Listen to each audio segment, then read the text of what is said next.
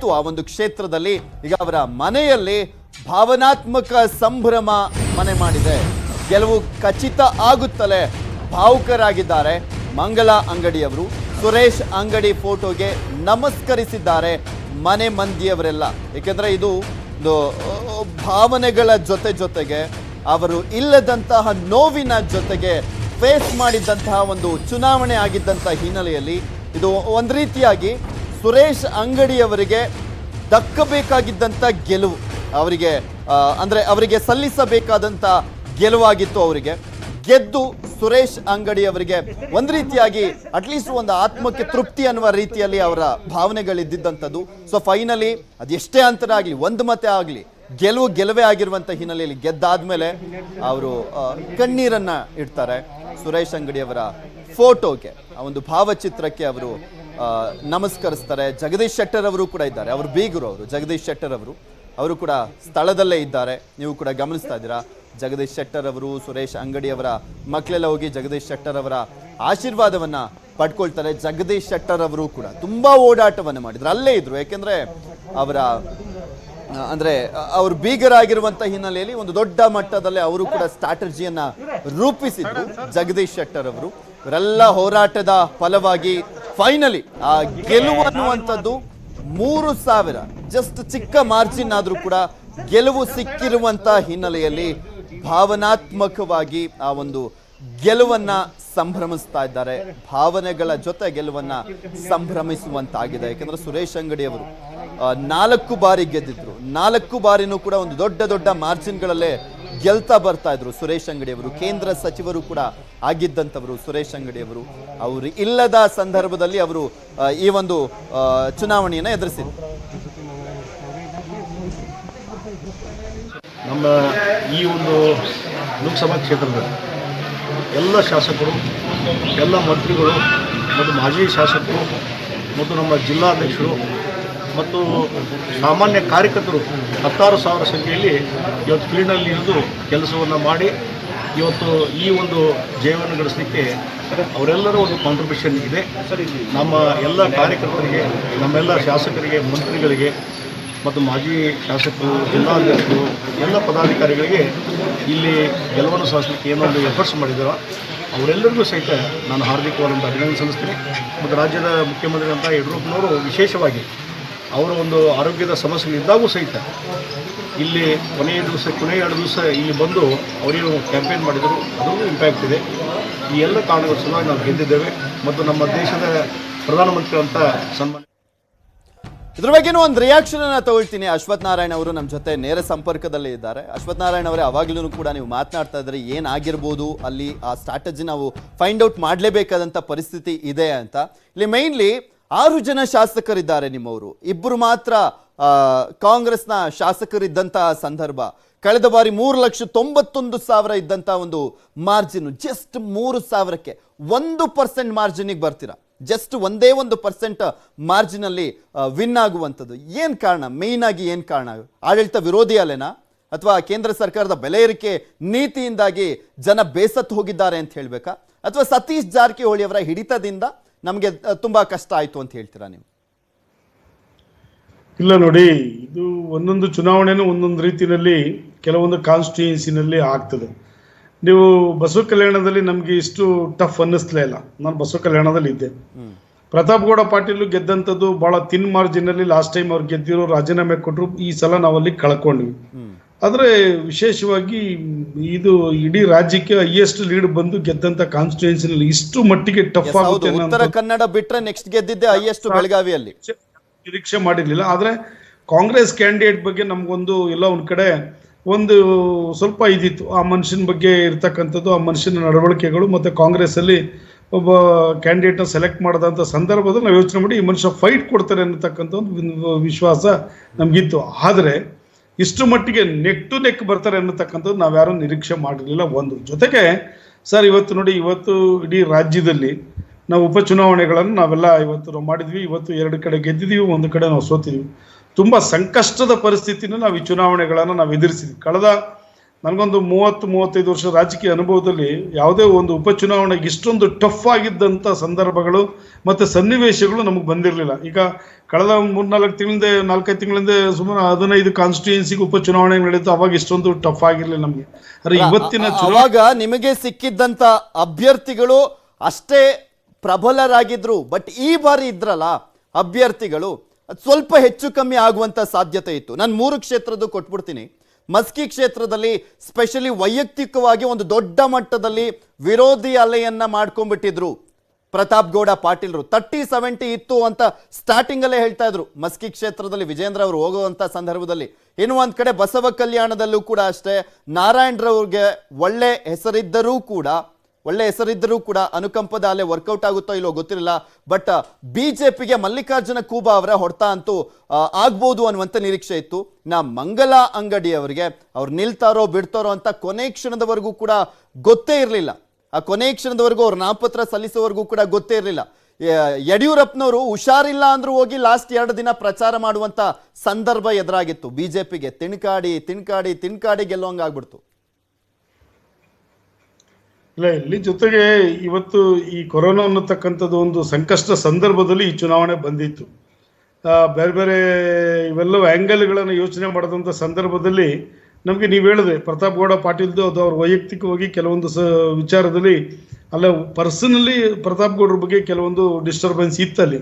ಆದರೆ ನಮಗೆ ನೀವು ಬಸವ ಕಲ್ಯಾಣದಲ್ಲಿ ಆ ರೀತಿ ಮಲ್ಲಿಕಾರ್ಜುನ್ ಖೂಬಾ ಬಗ್ಗೆ ನಮಗೆ ಇರಲಿಲ್ಲ. ಯಾಕೆಂದರೆ ಮಲ್ಲಿಕಾರ್ಜುನ್ ಖೂಬಾ ಕ್ಯಾಂಡಿಡೇಟ್ ಕಳೆದ ಬಾರಿ ಸೋತಂಥ ಸಂದರ್ಭದಲ್ಲಿ ಈ ಸಲ 15 ಜನ ಕ್ಯಾಂಡಿಡೇಟ್ ಅರ್ಜಿ ಹಾಕಿದ್ರು ಅಂತ ಹೇಳಿದ್ರೆ ಮಲ್ಲಿಕಾರ್ಜುನ್ ಖೂಬಾ ಕಾನ್ಸ್ಟಿಟ್ಯೂಯೆನ್ಸಿಲಿ ಎಷ್ಟು ಮಟ್ಟಿಗೆ ಸಂಬಂಧಗಳನ್ನು ಇಟ್ಕೊಂಡಿದ್ರು ಅನ್ನೋದು ಸ್ಪಷ್ಟವಾಗಿ ಗೊತ್ತಾಗ್ತದೆ. ಒಬ್ಬ ಕಳೆದ ನಿಂತು ಸೋತಂತ ಸಂದರ್ಭದಲ್ಲಿ ಮತ್ತೆ ಉಪಚುನಾವಣೆ ಬಂದಾಗ ಆ ಮನುಷ್ಯ ಯಾವಾಗಲೂ ಒಂದೇ ಒಂದು ದಿನ ಕಾರ್ಯಕರ್ತರ ಜೊತೆ ಇರಲಿಲ್ಲ. ಮತ್ತೆ MP ಚುನಾವಣೆಯಲ್ಲಿ ಆ ಮನುಷ್ಯ ಖುದ್ದು ಓಟ್ ಹಾಕಿಲ್ಲ. MP ಚುನಾವಣೆ, ಪಂಚಾಯತಿ ಚುನಾವಣೆ ಆ ಮನುಷ್ಯ 15 ಜನ ಕ್ಯಾಂಡಿಡೇಟ್ ಬಂದು ಅರ್ಜಿ ಕೊಡ್ತಾರಲ್ಲ, ಆ ಮನುಷ್ಯನ ಪ್ರಭಾವ ಎಷ್ಟು ಮಟ್ಟಿಗಿತ್ತು ಆ ಮನುಷ್ಯನ ಏನೋ ಲೆಕ್ಕ ಇರಲಿಲ್ಲ.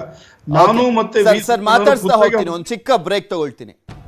ಬೆಳಗಾವಿ ಲೋಕಸಭಾ ಕ್ಷೇತ್ರ ಯಾವ ರೀತಿಯಾಗಿ ಹಾವು ಏಣಿ ಆಟವನ್ನ ಆಡ್ತಾ ಫೈನಲಿ ಬಿಜೆಪಿಯನ್ನ ಗೆಲ್ತು, ಅದೇ ರೀತಿಯಾಗಿ ಪಶ್ಚಿಮ ಬಂಗಾಳದಲ್ಲಿ ನಂದಿಗ್ರಾಮದ ಪರಿಸ್ಥಿತಿ ಕೂಡ ಇತ್ತು. ಆ ಕ್ಷೇತ್ರದಲ್ಲೂ ಕೂಡ ಸೋಲು ಗೆಲುವು ಅನ್ನುವಂಥದ್ದು ಹಾವು ಏಣಿ ಆಟದ ರೀತಿಯಲ್ಲೇ ಇತ್ತು. ಅಲ್ಲಿ ಮಮತಾ ಬ್ಯಾನರ್ಜಿ ಗೆದ್ದಿದ್ದಾರೆ ಅಂತ ಫಸ್ಟ್ ಒಂದು ನ್ಯೂಸ್ ಬಂದಿತ್ತು. ಈಗ ಅಧಿಕೃತವಾಗ್ತಾ ಇದೆ, ಮಮತಾ ಬ್ಯಾನರ್ಜಿ ಅವರಿಗೆ ಆ ಒಂದು ಕ್ಷೇತ್ರದಲ್ಲಿ ಸೋಲು. ಕೊನೆ ಕ್ಷಣದಲ್ಲಿ ಸಿಎಂ ಮಮತಾ ಬ್ಯಾನರ್ಜಿ ಅವರು ಸೋಲನ್ನ ಕಂಡಿದ್ದಾರೆ. ನಂದಿಗ್ರಾಮದಲ್ಲಿ 1957 ಮತಗಳಿಂದ ಸುವೇಂದು ಅಧಿಕಾರಿ ಗೆಲುವನ್ನ ಸಾಧಿಸಿದ್ದಾರೆ. ತನ್ನ ಗುರುವಿನ ವಿರುದ್ಧನೇ ಗೆದ್ದಿದ್ದಾರೆ ಸುವೇಂದು ಅಧಿಕಾರಿಯವರು ಮಮತಾ ಬ್ಯಾನರ್ಜಿ ಅವರನ್ನ ಸೋಲಿಸಿರುವಂತು. ಮಮತಾ ಬ್ಯಾನರ್ಜಿ ಅವರು ಇಡೀ ರಾಜ್ಯವನ್ನ ಗೆದ್ರು, ಆದರೆ ತಮ್ಮ ಕ್ಷೇತ್ರದಲ್ಲಿ ಗೆಲ್ಲಲಿಕ್ಕೆ ಆಗ್ಲಿಲ್ಲ. ನಂದಿಗ್ರಾಮದಲ್ಲಿ ಒಂದೇ ಒಂದು ಕಡೆ ನಿಂತಿದ್ದು ಅವರು ಗೆದ್ದೇ ಗೆಲ್ಲುವಂತ ಕಾನ್ಫಿಡೆನ್ಸ್ ಇತ್ತು. ಏನೇ ಆಗಲಿ ನಾನು ಗೆದ್ದೇ ಗೆಲ್ತೀನಿ, ಜನ ನನ್ನನ್ನ ಬೆಂಬಲಿಸ್ತಾರೆ ಅಂತ ತುಂಬಾ ಕಾನ್ಫಿಡೆನ್ಸ್ ಅಲ್ಲಿ ಇದ್ರು. ಸೊ ಹೀಗಾಗಿನೇ ಒಂದೇ ಒಂದು ಕ್ಷೇತ್ರದಲ್ಲಿ ನಿಂತಿದ್ರು ಮಮತಾ ಬ್ಯಾನರ್ಜಿ ಅವರು. ಆದ್ರೆ ಈಗ ಸೋಲನ್ನ ಕಂಡಿರುವಂತದ್ದು ಗೊತ್ತಾಗ್ತಾ ಇದೆ. ಈ ಪಶ್ಚಿಮ ಬಂಗಾಳದಲ್ಲಿ ಅವರ ಒಂದು ಪಕ್ಷ ಒಂದು ಅಭೂತಪೂರ್ವ ಗೆಲುವನ್ನ ಸಾಧಿಸಿದೆ. 210ಕ್ಕೂ ಹೆಚ್ಚಿನ ಕ್ಷೇತ್ರಗಳಲ್ಲಿ ಗೆಲುವನ್ನ ಸಾಧಿಸಿರುವಂತದ್ದು. ಆದರೆ ಇಲ್ಲಿ ಮಮತಾ ಬ್ಯಾನರ್ಜಿ ಅವರು ಸೋಲನ್ನ ಕಂಡಿದ್ದಾರೆ. ಇದ್ರ ಬಗ್ಗೆ ಮತ್ತಷ್ಟು ಡೀಟೇಲ್ಸ್ ಅನ್ನ ನೀಡ್ತಾರೆ ನಮ್ಮ ದೆಹಲಿಯ ಪ್ರತಿನಿಧಿ ಧರಣೀಶ್ ಬೂಕನಕೆರೆ ನೇರ ಸಂಪರ್ಕದಲ್ಲಿ ಜಾಯಿನ್ ಆಗ್ತಾ ಇದ್ದಾರೆ. ಎಸ್ ಧರಣೀಶ್, ನಿರೀಕ್ಷೆ ಇರಲಿಲ್ಲ ಅಂತ ಕಾಣಿಸುತ್ತೆ, ಯಾಕೆಂದ್ರೆ ಗೆದ್ದೇ ಬಿಡ್ತಾರೆ ಮಮತಾ ಬ್ಯಾನರ್ಜಿ ಅನ್ನುವಂತ ಸಂದರ್ಭದಲ್ಲಿ ಈ ಒಂದು ಕಹಿಯ ರಿಸಲ್ಟ್ ಮಮತಾ ಬ್ಯಾನರ್ಜಿ ಅವರಿಗೆ. ಯಾಕೆಂದ್ರೆ ಇಡೀ ರಾಜ್ಯವನ್ನ ಗೆದ್ದಂತವರು ತನ್ನ ಕ್ಷೇತ್ರದಲ್ಲಿ ಸೋತಿದ್ದಾರೆ ಅನ್ನುವಂತಹ ಒಂದು ಆ ನೋವು ಕಾಡ್ತಾನೆ ಇರುತ್ತೆ ಗ್ಯಾರಂಟಿ. ಯಾಕೆಂದ್ರೆ ಒಂದು ದೊಡ್ಡ ಸಿಹಿಯ ನಡುವೆ ಚಿಕ್ಕ ಒಂದು ಕಹಿ ಕಾಡ್ತಾ ಇದೆ ಅವರಿಗೆ, ಚಿಕ್ಕ ನೋವು.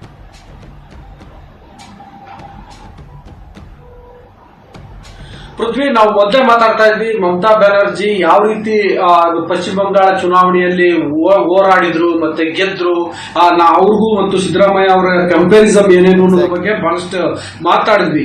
ಈಗ ನೋಡ್ತಾ ಇದ್ರೆ ಅಂದ್ರೆ ಅವ್ರು ಗೆದ್ದ ಬಳಿಕ ನಾವು ಅದು ಮಾತಾಡ್ತಾ ಇದ್ವಿ. ಈಗ ನೋಡಿದ್ರೆ ಅವ್ರು ಸೋತ್ರು, ಅವರ ಎದುರುಗಡೆ ಇದ್ದಂತಹ ಬಿಜೆಪಿಯ ಅಭ್ಯರ್ಥಿ ಸುವೇಂದು ಅಧಿಕಾರಿ ಗೆದ್ರು ಅನ್ನುವಂತ ಮಾಹಿತಿಗಳು ಲಭ್ಯ ಆಗ್ತಿದಾವೆ. ಈಗ ವಿಷಯ ಏನಪ್ಪಾ ಅಂತಂದ್ರೆ ಈ ಬಗ್ಗೆ ಪ್ರತಿಕ್ರಿಯೆ ನೀಡಿರುವಂತಹ ಮಮತಾ ಬ್ಯಾನರ್ಜಿ ನಾನು ಚುನಾವಣಾ ಆಯೋಗದ ವಿರುದ್ಧ ಕೋರ್ಟ್ ಮೆಟ್ಟಿಲನ್ನ ಏರ್ತೇನೆ. ಯಾಕೆಂತಂದ್ರೆ ಇದೇ ಚುನಾವಣಾ ಆಯೋಗದ ಅಧಿಕಾರಿಗಳು ಹೇಳಿದ್ರು ನೀವು ಗೆದ್ರಿ ಅಂತ, 1200 ಮತಗಳ ಅಂತರದಿಂದ ನೀವು ಗೆದ್ರಿ ಅನ್ನುವಂತ ಮಾಹಿತಿಗಳನ್ನ ಕೊಟ್ಟಿದ್ರು. ಈಗ ಮತ್ತೆ ಚುನಾವಣಾ ಆಯೋಗ ಪ್ರಕಟಿಸಿದೆ ನಾನು ಸೋತೆ ಅಂತ. ಆ ಕಾರಣಕ್ಕೋಸ್ಕರ ಚುನಾವಣಾ ಆಯೋಗದ ಈ ನಿಲುವಿನ ಬಗ್ಗೆ ನಾನು ಕೋರ್ಟ್ ಮೆಟ್ಟಿಲು ಏರ್ತೀನಿ ಅನ್ನುವಂತ ಮಾತುಗಳನ್ನ ಈಗ ಮಮತಾ ಬ್ಯಾನರ್ಜಿ ಹೇಳಿದ್ದಾರೆ. ನನಗನ್ಸುತ್ತೆ ಕೋರ್ಟ್ ನಲ್ಲಿ ಬಹಳ ಏನು ಬದಲಾವಣೆಗಳು ಆಗುವ ಸಾಧ್ಯತೆ ಇಲ್ಲ. ಅಂದ್ರೆ ಹೆಚ್ಚು ಅಂದ್ರೆ ಕೋರ್ಟ್ ನೀವು ಮತ್ತೊಂದ್ಸಲ ರೀಕೌಂಟ್ ಮಾಡಿ ಅನ್ನುವಂತಹ ಒಂದು ಆದೇಶ ಮಾಡಬಹುದು, ಬಿಟ್ರೆ ಇಡೀ ಫಲಿತಾಂಶವನ್ನ ಕೋರ್ಟ್ ಚೇಂಜ್ ಮಾಡ್ಲಿಕ್ಕೆ ಸಾಧ್ಯ ಇಲ್ಲ. ಚುನಾವಣಾ ಆಯೋಗ ಕೂಡ ಸ್ವಾಯತ್ತ ಸಂಸ್ಥೆ, ಅದಕ್ಕೆ ಅದರದೇ ಆದಂತಹ ಹಕ್ಕುಗಳಿರ್ತವೆ, ಕರ್ತವ್ಯಗಳಿರ್ತವೆ. ಸೊ ಹಾಗಾಗಿ ಅದು ಅಷ್ಟು ಸುಲಭಕ್ಕೆ ಚುನಾವಣಾ ಆಯೋಗದ ತೀರ್ಪನ್ನ ಸುಪ್ರೀಂ ಕೋರ್ಟ್ ಆಗಲಿ ಮತ್ತೊಂದು ಕೋರ್ಟ್ ಆಗಲಿ ಚೇಂಜ್ ಮಾಡಲಿಕ್ಕೆ ಸಾಧ್ಯ ಇಲ್ಲ. ಆದ್ರೆ ಮಮತಾ ಬ್ಯಾನರ್ಜಿ ಅವರು ಈಗ ನಂದಿಗ್ರಾಮದಲ್ಲಿ ಸೋತಿರ್ಬೋದು, ಆದ್ರೆ ಅವ್ರ ಮುಖ್ಯಮಂತ್ರಿ ಆಗ್ಲಿಕ್ಕೆ ಯಾವ್ಯಾವ ಸಮಸ್ಯೆಯೂ ಕೂಡ ಇಲ್ಲ. ಯಾಕೆಂದ್ರೆ ಅವರ ಪಕ್ಷ ಈ ಬಾರಿ 218 ಈಗಿನ ಟ್ರೆಂಡ್ ಪ್ರಕಾರ 218 ಕ್ಷೇತ್ರಗಳಲ್ಲಿ ಮುನ್ನಡೆ ಇದೆ. ಮುನ್ನಡೆ ಪ್ಲಸ್ ಗೆಲುವು ಅಷ್ಟು ಇರೋದ್ರಿಂದ ಬಹಳ ಕಂಫರ್ಟಬಲ್ ಆಗಿ ಅವರು ಇರೋದ್ರಿಂದ ಒಂದು ರೀತಿಯಲ್ಲಿ 2/3 ಮೆಜಾರಿಟಿ ಇರೋ ಕಾರಣಕ್ಕೋಸ್ಕರ ಅವರು ಆರಾಮವಾಗಿ ಮುಖ್ಯಮಂತ್ರಿ ಆಗ್ಬೋದು. 6 ತಿಂಗಳೊಳಗೆ ಯಾವುದೋ ಒಂದು, ಮತ್ತೆ ಈಗ ಇನ್ನೂ 4 ಕ್ಷೇತ್ರಗಳಿಗೆ ಖಾಲಿ ಮಾಡಂಗಿದ್ರೆ ಅವ್ರು ಈಸಿಯಾಗಿ ಒಂದು ವಿಧಾನ ಪರಿಷತ್ಗೆ ಹೋಗ್ಬಿಟ್ಟು ಮುಖ್ಯಮಂತ್ರಿಗಳಾಗ್ಬೋದಿತ್ತು.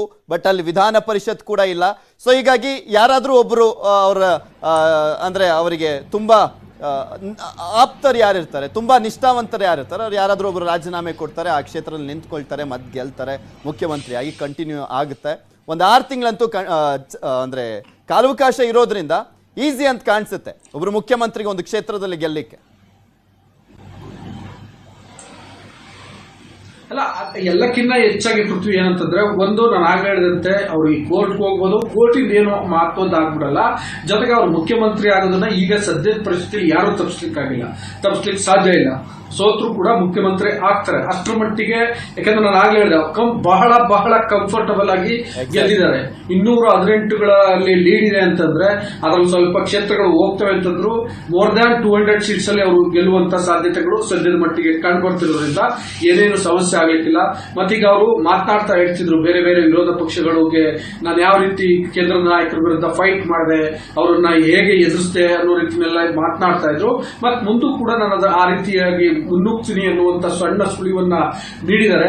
ಈ ಮುಖಾಂತರ ಮಮತಾ ಬ್ಯಾನರ್ಜಿಯವರ ಈ ಗೆಲುವು ರಾಷ್ಟ್ರ ರಾಜಕಾರಣದಲ್ಲಿ ಹೊಸ ಧ್ರುವೀಕರಣವನ್ನ ಬರೆಯುತ್ತಾ ಅನ್ನುವಂತಹ ಒಂದು ಸುಳಿವನ್ನ ಕೂಡ ಅವರು ನೀಡಿದ್ದಾರೆ. ಕಾದು ನೋಡಬೇಕು ಇನ್ನು ಏನೇನಾಗುತ್ತೆ ಅಂತ. ಯಾಕಂದ್ರೆ ಈಗ 2021 ಇಂದ 2024 ವರೆಗೆ ಮುಂದಿನ ಲೋಕಸಭಾ ಚುನಾವಣೆ ಬರೋದು 2224ರಲ್ಲಿ. ನೀವು ಇನ್ನೊಂದು ವಿಷಯ ಗಮನಿಸಬೇಕು ಪೃಥ್ವಿರಾಜ್, ಇದೇ ಪಶ್ಚಿಮ ಬಂಗಾಳ ವಿಧಾನಸಭಾ ಚುನಾವಣಾ ಸಂದರ್ಭದಲ್ಲಿ ಒಂದು ವಿಷಯ ಕಾಯನಾಗಿತ್ತು. ಏನಂತಂದ್ರೆ ಮಮತಾ ಬ್ಯಾನರ್ಜಿ ಅವರು ಮುಂದಿನ ಲೋಕಸಭಾ ಚುನಾವಣೆಯಲ್ಲಿ ಪ್ರಧಾನಿ ನರೇಂದ್ರ ಮೋದಿ ಪ್ರತಿನಿಧಿಸುವ ವಾರಣಾಸಿ ಕ್ಷೇತ್ರದಿಂದ ಸ್ಪರ್ಧೆ ಮಾಡ್ತಾರೆ ಅಂತ. ಒಂದೊಮ್ಮೆ ಆ ರೀತಿ ಆಗ್ಬಹುದು. ಇನ್ನೊಮ್ಮೆ ಆ ವಿಚಾರದ ಬಗ್ಗೆನೂ ಕೂಡ ಮಾತನಾಡಿಸ್ತಾ ಹೋಗ್ತೀನಿ ನಿಮ್ಮನ್ನ. ದಿನಗಳೆಲ್ಲ ಸರಿಪಡಿಸ್ಕೊಂಡು ಮುಂದೋಗ್ತಕ್ಕಂಥ ಕೆಲಸ ನಾವೆಲ್ಲ ಒಗ್ಗಟ್ಟಾಗಿ ಸೇರಿ ಮಾಡ್ತೇವೆ. ಮಸ್ಕಿ ಸೋಲಿನ ಜವಾಬ್ದಾರಿಯನ್ನು ಯಾರು ಹೊಡ್ತಾರೆ ಸರ್? ಇವತ್ತು ನಾವೆಲ್ಲ ಪಕ್ಷದ ಮುಖಂಡರು ಒಗ್ಗಟ್ಟಾಗಿ ಸೇರಿ ಕೆಲಸ ಮಾಡಿದ್ದೇವೆ. ಇವತ್ತು ನಾನು ಕೂಡ ಒಂದು ನೈತಿಕ ಜವಾಬ್ದಾರಿಯನ್ನ, ಯಾಕೆ ನಾನೇ ಆ ಕ್ಷೇತ್ರದಲ್ಲಿದ್ದಂಥ ಸಂದರ್ಭದಲ್ಲಿ ಎಲ್ಲೋ ಒಂದು ಕಡೆ ಆ ಕ್ಷೇತ್ರದ ಮತದಾರರ ಮನಸ್ಸನ್ನ ಗೆಲ್ತಕ್ಕಂಥ ವಿಚಾರದಲ್ಲಿ ನಾವು ಎಡವಿದ್ದೇವೆ ಅಂತಕ್ಕಂಥ ಸ್ಪಷ್ಟವಾಗಿ ಗೊತ್ತಾಗ್ತದೆ. ಹಾಗಾಗಿ ಇವು ಒಂದು ಸೋಲಿನ ಜವಾಬ್ದಾರಿಯನ್ನು ನಾನು ಕೂಡ ಹೊತ್ಕೊಳ್ತೇನೆ.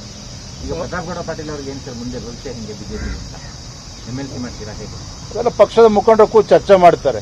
ಈಗ ತಾನೇ ಚುನಾವಣೆ ಫಲಿತಾಂಶ ಬಂದಿದೆ, ಮಾನ್ಯ ಮುಖ್ಯಮಂತ್ರಿಗಳು, ರಾಜ್ಯಾಧ್ಯಕ್ಷರು ಎಲ್ಲ ಕೂತು ಅದ್ರ ಬಗ್ಗೆ ಚರ್ಚೆನ ಮಾಡ್ತಾರೆ. ಧನ್ಯವಾದ.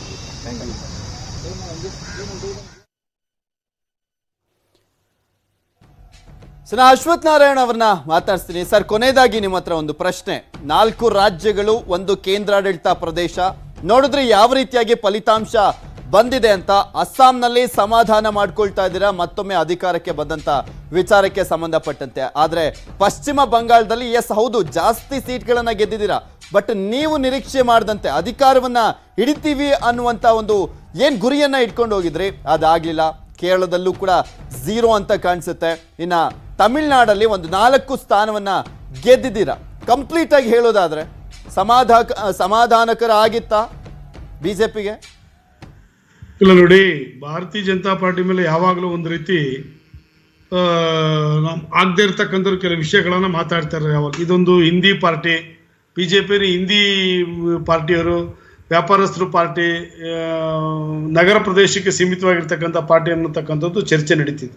ಅಂದ್ರೆ ಈ ಬಾರಿ ಹಿಂದಿಯೇತರ ರಾಜ್ಯಗಳಲ್ಲಿ ನಡೆದಂಥ ಚುನಾವಣೆ, ಆಮೇಲೆ ಬಿಜೆಪಿಗೆ ಎಲ್ಲೂ ಸಹ ಬಿಜೆಪಿಗೆ ತಂದೆ ಆದಂಥ ಅಸ್ತಿತ್ವ ಇಲ್ಲದೆ ಇರತಕ್ಕಂಥ ರಾಜ್ಯಗಳಲ್ಲಿ ನಡೆದಿರ್ತಕ್ಕಂಥ ಚುನಾವಣೆಗಳು, ಅದು ಪಾಂಡಿಚೇರಿ ಆಗ್ಬೋದು, ತಮಿಳುನಾಡು ಆಗ್ಬೋದು, ಕೇರಳ ಆಗ್ಬೋದು, ವೆಸ್ಟ್ ಬೆಂಗಾಲ್ ಆಗ್ಬೋದು. ಅಸ್ಸಾಂನಲ್ಲಿ ನಾವು 2ನೇ ಬಾರಿಗೆ ಮತ್ತೊಮ್ಮೆ ರಿಟೈನ್ ಆಗಿದ್ದೀವಿ. ಅಸ್ಸಾಂನಲ್ಲಿ ಪಾರ್ಟಿ ಮತ್ತೊಮ್ಮೆ ಅಧಿಕಾರಕ್ಕೆ ಬಂದಿರತಕ್ಕಂಥ ಇಂಥ 4 ರಾಜ್ಯಗಳಲ್ಲಿ ನಮ್ದೇನು ಅಸ್ತಿತ್ವ ಇಲ್ಲದೆ ಇರ್ತಕ್ಕಂಥ ಜಾಗದಲ್ಲಿ ಒಂದು ಪೊಲಿಟಿಕಲ್ ಪಾರ್ಟಿ ನಮ್ಮ ಪಕ್ಷದ ನಿಲುವು, ರೀತಿ ನೀತಿಗಳನ್ನ ಜನತೆ ಮುಂದೆ ಇಟ್ಟು ಪಕ್ಷ ಸಂಘಟನೆ ಮಾಡ್ಕೊಂಡು ಬಂದಿರುವಂತ ಸಂದರ್ಭದಲ್ಲಿ ಇವತ್ತು ನಮ್ಗೆ ಸಮಾಧಾನಕರವಾಗಿ ಇವತ್ತು ಪಶ್ಚಿಮ ಬಂಗಾಳ ಮೋದಿ ವರ್ಸಸ್ ದೀದಿ ಅನ್ನಂಗಿತ್ತು.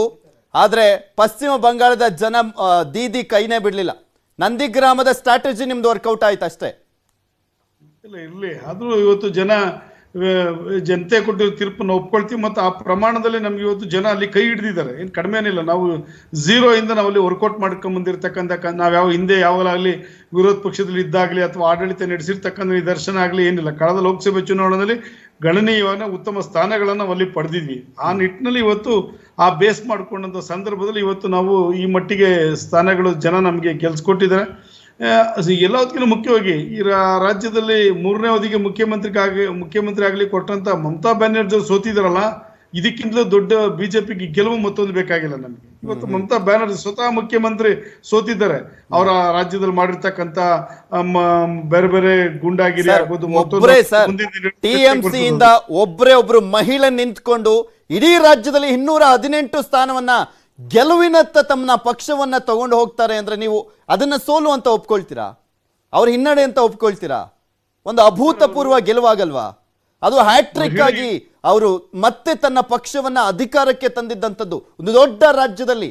ಚಿಕ್ಕ ರಾಜ್ಯ ಅಲ್ಲ ಅದು, ಪುದುಚೇರಿ ಅಂತ ರಾಜ್ಯ ಅಲ್ಲ ಸರ್. ಅವರು ಮಹಿಳೆ ಇದ್ದಾರೆ, ನಾನು ಒಪ್ಕೊಳ್ತೀನಿ, ಅದ್ರ ಬಗ್ಗೆ ಬೇರೆ ಪ್ರಶ್ನೆ ಇಲ್ಲ. ಆದ್ರೆ ಕಳೆದ ಸುದೀರ್ಘ ರಾಜಕಾರಣದಲ್ಲಿ ಇದ್ದಂಥವ್ರು, ಮಹಿಳೆ ಅಂದ ತಕ್ಷಣ ನೀನು ಕಡಿಮೆ ಏನಿಲ್ಲ. ಸುದೀರ್ಘ ರಾಜಕಾರಣದಲ್ಲಿ ಇದ್ದಂಥವ್ರು, ಕೇಂದ್ರದಲ್ಲಿ ಸಚಿವರಾಗಿದ್ದಂಥವ್ರು, ಕಾಂಗ್ರೆಸ್ ಇಲ್ಲಿ ಬಂದವರು, ಒಂದು ಪಾರ್ಟಿ ಕಟ್ತಂತವ್ರು, ಕಮ್ಯುನಿಸ್ಟಿನ ವಿರುದ್ಧವಾಗಿ ಹೋರಾಟ ಮಾಡ್ಕೊಂಡು 2019ರಲ್ಲಿ ಇದೇ ಬಿಜೆಪಿ ಲೋಕಸಭೆ ಎಲೆಕ್ಷನ್ ಅಲ್ಲಿ 163 ಕ್ಷೇತ್ರಗಳಲ್ಲಿ ಮುನ್ನಡೆಯನ್ನ ಕಾಯ್ದುಕೊಂಡಿತ್ತು.